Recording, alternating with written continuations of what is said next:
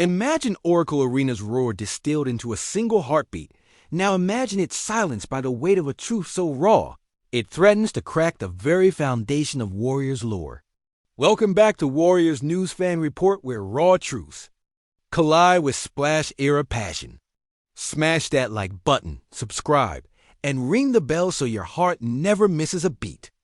Today, we're diving deep into a revelation so seismic, it's shaking the vault of Golden State's near-untouchable dynasty, courtesy of none other than four-time NBA All-Star DeMarcus Cousins, who peeled back the curtain on the battered yet relentless 2018-19 Warriors squad.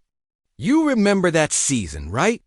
The last stand of the super team, a crew that had shattered records, claimed 3 titles in 5 years, and made Oracle Arena the beating heart of the NBA. The 2019 Warriors were supposed to be unstoppable. But, as Boogie revealed on the Run Your Race podcast with Theo Pinson, behind the curtain, it was a different story, a tale less of glory and more of survival through injury, gritted teeth, and an ignominious disrespect that gnawed at their collective psyche.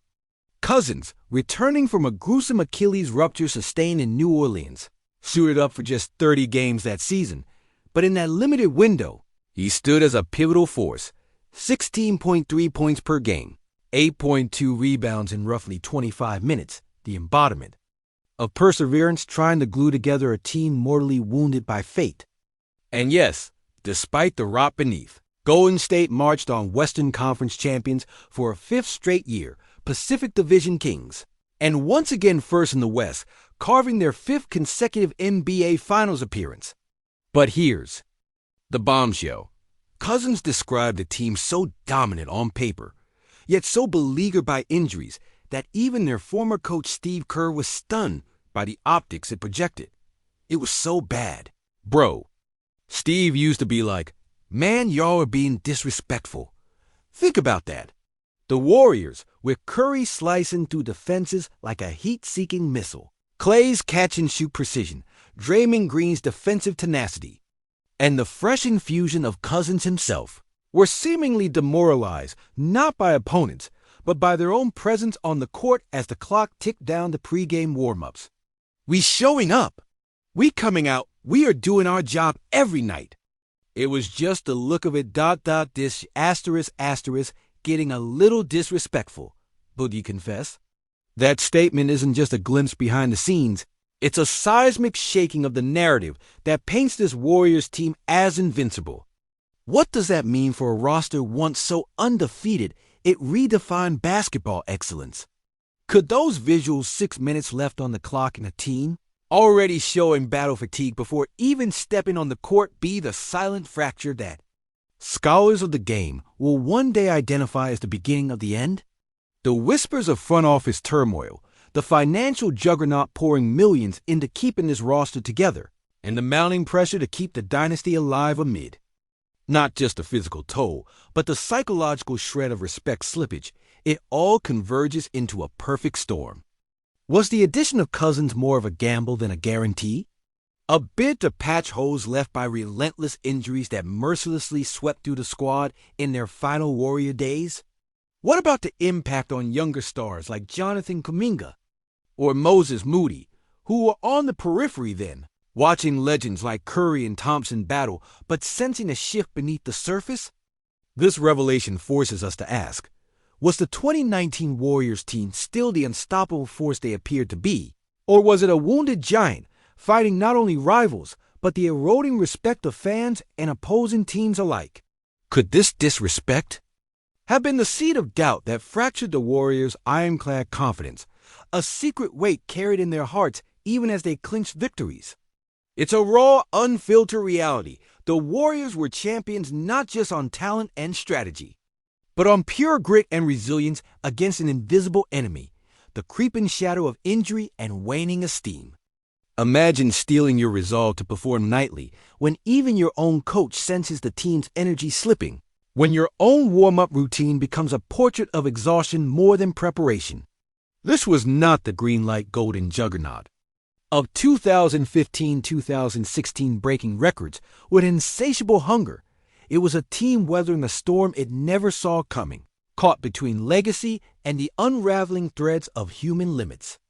As a lifelong Dub Nation believer, my pulse is racing just writing this, feeling the painful wake-up call that maybe, just maybe, that 2019 season wasn't the final triumphant chapter we remembered, but a quiet implosion masked by bravado and championships.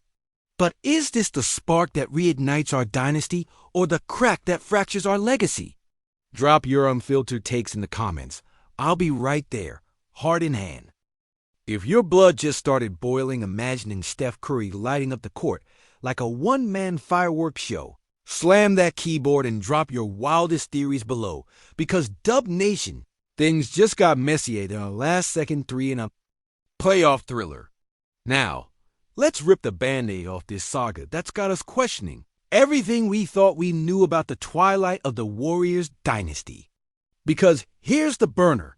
If even a man like DeMarcus Cousins, coming back from the darkest injury abyss himself, is calling out the vibe from that 2018-19 squad as borderline disrespectful, what does that say about the state of this team? At its peak? Remember, this was a roster that on paper looked like a Marvel ensemble: Curry, Thompson, Draymond, plus a freshly minted Boogie, ready to devour the league yet again. But what if that paper-thin illusion of invincibility just masked the deep rot? What if the cracks on the floor weren't just physical, but mental fractures so subtle and wide that even Steve Kerr, the Zen master of Warriors reinvention, was caught off guard, shaking his head at the awkwardness emanating from his champions? This isn't just a tale of injuries or Cinderella moments. It's the raw anxiety of a team wrestling with the ghost of its own greatness, trying to stall the inevitable collapse without admitting that clock is ticking louder than ever. And now, fast forward to today, how much of that 2019 energy pollutes the air in the locker room? We see Curry still sprinkling stardust. Yes, his 31 points per game this season, reminding the league that the babyface assassin is still here to dominate. But at what cost? Wiggins is grinding, bringing some serious two-way fire. But those flashes of brilliance come against a backdrop of the West tightening like a new Suns, Nuggets, and the resurgent Lakers waiting like vultures to pick at any sign of Warrior weakness. Kuminga and Moody, the next-gen hopefuls, are still learning the language of elite competition. But are they ready to replace the iron-willed leadership that made Golden State a fortress? Or worse, has this disrespect Boogie saw in 2019 grown into a wider distrust that chips away at chemistry? Because the clock's not just against the players. It's perched heavily on Kerr's shoulders, a man already legendary for adapting, but now challenged to reforge a team, when the blueprint that once shattered records is starting to look downright obsolete. Can Kerr defy the odds again, or are we witnessing a dynasty in slow-motion decay? And the front office whispers, oh, those whispers, they echo louder in the Golden State corridors than the Oracle Arena chants ever did. How much of this keep the band together money dump is sustainable? What's the price of clutching on to fading stars when the salary cap jungle is just waiting to pounce? And how much are we ignoring the silent battles behind the scenes tensions? Boiling in the locker room, veterans clashing with rising talent, coaching staff navigating this pressure cooker? Every misstep in rotations, every cold streak from Thompson, or even the surprisingly shaky defense when Draymond can't initiate his usual chaos, hints at a bigger picture unraveling. From the mind-blowing Warriors run in 2015-16 with that historic 73-win season to the KD-fueled domination that crushed the league's soul, to now how did a team that once seemed bulletproof end up battling to just stay afloat? The raw emotional fatigue that Dub Nation feels, watching their beloved Warriors fight shadows as much as actual opponents, is brutal. Weaves and frays of we believe spirit clash with the specter of what if this is the last real shot, leaving fans caught in a whirlpool of hope and heartbreak. That sense of a dynasty slipping was visible, almost palpable during Klay's comeback games after his ACL, the very embodiment of grit trying to rekindle a flame threatening to flicker out. And Steph? Man, seeing him shake off years, still shoots step-back threes with that electric wild-eyed focus. Fills you up with impossible hope, like he's carrying not just his body, but the entire soul of Dub Nation on those capable shoulders. But here's what shakes me. What if the chemistry, this delicate balance of egos, talent, and trust, is too frayed to rebuild? What if, in the search for that next big splash, the Warriors, banking on draft picks or splashy trades, end up losing the core, the culture that Kerr built from scratch? Could we be hurtling toward a season where the team's biggest enemy isn't the Clippers or the Jazz, but the internal whispers of, is this really the best we got? And what happens if this offseason turns out to be the pivot point we never saw coming? What if one small move like trading Kuminga or letting Klay walk sets off a chain reaction of departures and dysfunction? What if Curry, loyal to a fault, finally feels the wear of shouldering it all and contemplates an exit strategy of his own, seeking peace where there's been nothing but relentless expectation?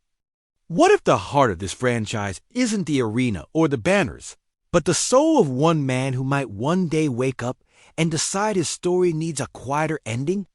And let's not forget the league has changed. It's no longer about just stacking three-point shooters and spacing out for ISO plays. The league is faster, meaner, younger, and hungrier. Teams like the Thunder and Timberwolves are nipping at our heels with players who weren't even in high school when Steph was breaking records. Can the Warriors keep pace with that tempo, that energy, that wild-eyed hunger? Or are we too busy looking backwards to see the revolution unfolding in real time? But here's the twist. Maybe that's exactly what this team needs. Maybe what Boogie said wasn't a condemnation, but a wake-up call. Maybe Steph hears it and doesn't just shrug it off, but uses it like rocket fuel. Maybe Draymond channels it into defensive madness again. Maybe it lights a fire under Moody, under Kuminga, under whoever the hell is sitting at the end of that bench waiting for their moment. Because this isn't just about basketball. It's about pride. It's about culture. It's about proving that greatness doesn't disappear with age, it evolves. What if we stopped trying to recreate 2017 and instead started building 2025? What if the next dynasty doesn't look like the last, but hits harder, fights dirtier, and screams louder because it had to? Because no one believed anymore. Because we were written off. Because even we started to forget who we are. Remember that? Who we are. We are the team that turned a second-round pick from Davidson into a global icon. We are the squad that silenced doubters with every three-point barrage and no-look pass. We turned misfits into champions. We rewrote the NBA rulebook, and maybe that chapter is over. But damn it, the book's not done, so here's what I say. Let them doubt. Let them whisper. Let them poke at old wounds. Because we still have the greatest shooter of all time.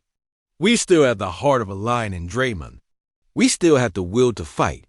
And if Kerr can find the right blend, just enough youth, just enough legacy, then this team can do something terrifying. It can transform. It can rise, not as a sequel to the dynasty, but as a brand new story. So now, Dub Nation, what do you feel? Deep down, in your gut, is this the end? Or is it the storm before the resurrection? Drop your takes in the comments. No holding back. Because this moment, this exact one, might be the line we'll all remember. The one where we either started mourning or started believing again. We're not done. We're just getting started. And we fight. Always.